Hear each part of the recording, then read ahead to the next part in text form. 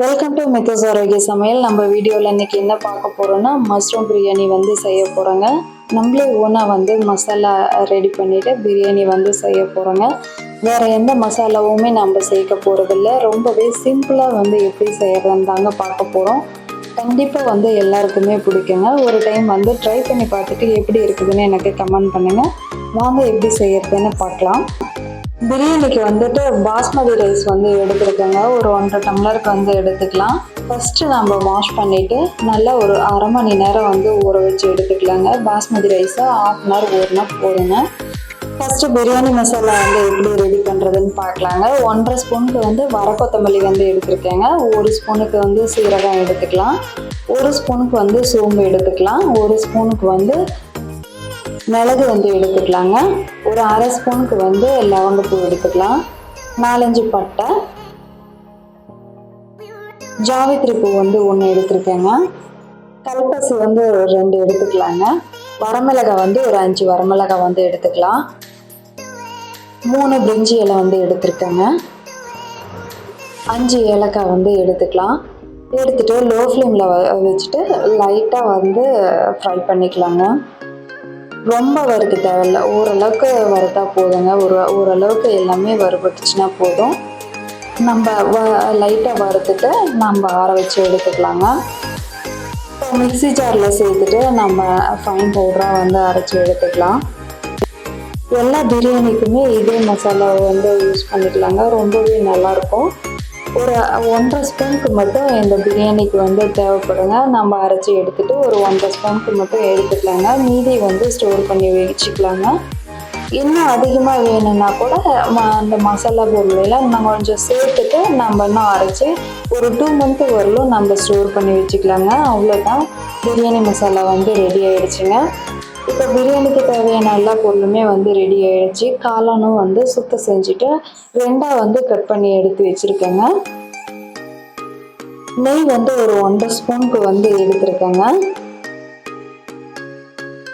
பிரியாணி இலை வந்து ஒரு 3 எடுத்திருக்கேன். பட்டை, லவங்கம், ஏலக்காய் வந்து எடுத்திருக்கேங்க. இஞ்சி பூண்டு வந்து ஒரு 1.5 ஸ்பூனுக்கு வந்து இடித்து எடுத்து வச்சுருக்கேங்க. தயிர் வந்து ஒரு 3 ஸ்பூனுக்கு வந்து எடுத்திருக்கேன். கடலெண்ணெய் வந்து ஒரு தேவையான அளவுக்கு வந்து எடுத்திருக்கேங்க. கொத்தமல்லி, புதினா, தக்காளி ஒரு 2 தக்காளி வந்து ஸ்லைஸாக கட் பண்ணி எடுத்து வச்சுருக்கேன். பாஸ்மதி ரைஸும் நல்லாவே ஊறிடுச்சுங்க. ஆனியன் வந்து பெரிய வெங்காயம் வந்து எடுத்திருக்கேங்க. பெருசாக இருந்ததுனால 1 எடுத்திருக்கேன். சின்ன வெங்காயமாக இருந்துச்சுன்னா 2 வந்து எடுத்து ஸ்லைஸாக கட் பண்ணி எடுத்துக்கோங்க. பச்சை மிளகாய் நம்ம காரத்துக்கு ஏற்ற மாதிரி எடுத்துக்கலாங்க. இப்போ குக்கரில் வந்துட்டு சூடானதும் கடலெண்ணெய் வந்து ஃபஸ்ட்டு சேர்த்துக்கலாங்க. நெய் வந்து ஒரு 1.5 ஸ்பூன் வந்து சேர்த்துருக்கேங்க. எண்ணெய் நல்லா காஞ்சதும் பட்டை, லவங்கம், ஏலக்காய், பிரிஞ்சி இலைலாம் சேர்த்துக்கலாங்க. ஃபஸ்ட்டு நம்ம கட் பண்ணி எடுத்து வச்சுருக்கிற ஆனியனையும் வந்து சேர்த்துட்டு நல்லா ஃப்ரை பண்ணிக்கலாங்க. வெங்காயம் வந்து ஓரளவுக்கு வெந்ததும் பச்சை மிளகாய் வந்து சேர்த்துக்கலாங்க.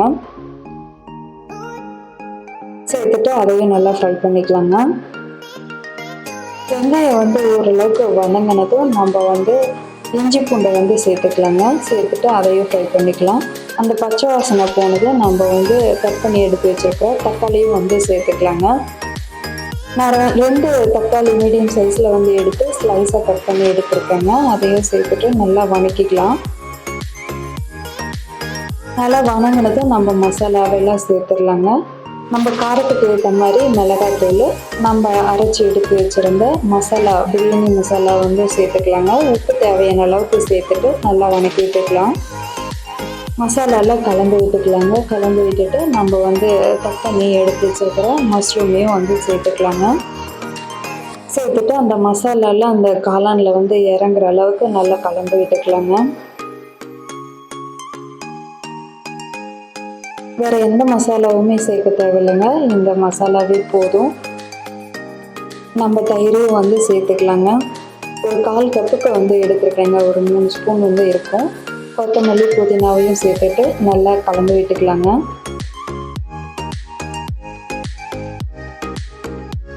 வாசனையே அவ்வளோ சூப்பராக இருக்குங்க. ஃப்ரெஷ்ஷாக அந்த மாதிரி வந்து மசாலா அரைச்சி சேர்க்கும்போது பிரியாணி வாசனையே அவ்வளோ சூப்பராக இருக்குங்க. இப்போ வந்து மசாலா எல்லாமே கலந்துடுச்சு. நம்ம எடுத்து வச்சுருக்கிற பாஸ்மதி ரைஸையும் வந்து சேர்த்துக்கலாங்க. சேர்த்துட்டு பாஸ்மதி ரைஸ் வந்து 1.5 டம்ளர் வந்து எடுத்துருக்கோங்க. அதுக்கு வந்து 2 டம்ளர் தண்ணி வந்து கரெக்டாக இருக்கும். சேர்த்துட்டு நல்லா கலந்து விட்டுக்கலாங்க.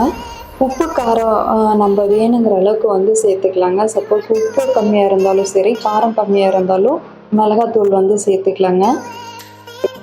பாஸ்மதி ரைஸ்க்கு வந்து தண்ணி வந்து ஒரு 1/4 டம்ளர் வந்து எக்ஸ்ட்ரா வைக்கிற மாதிரி இருக்குங்க. இதுவே நம்ம ஒயிட் ரைஸ் வச்சோம்னா ஒரு 1/2 டம்ளர் வந்து எக்ஸ்ட்ரா சேர்த்து வைக்கிற மாதிரி இருக்குங்க. அவ்வளோதான், 2 விசில் விட்டு எடுத்தோம்னா பிரியாணி வந்து அட்டகாசமாக வந்து ரெடி ஆகிடுச்சுங்க. விசிலும் வந்துருச்சு பாருங்கள், எவ்வளோ சூப்பராக வந்து பிரியாணி வந்து வந்திருக்குன்ட்டு.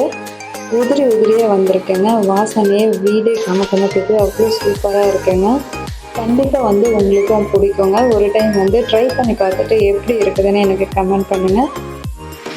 குட்டீஸ்லேருந்து கண்டிப்பாக எல்லாருமே இந்த பிரியாணி வந்து விரும்பி சாப்பிடுவாங்க. ஒரு டைம் வந்து ட்ரை பண்ணி பாருங்கள்.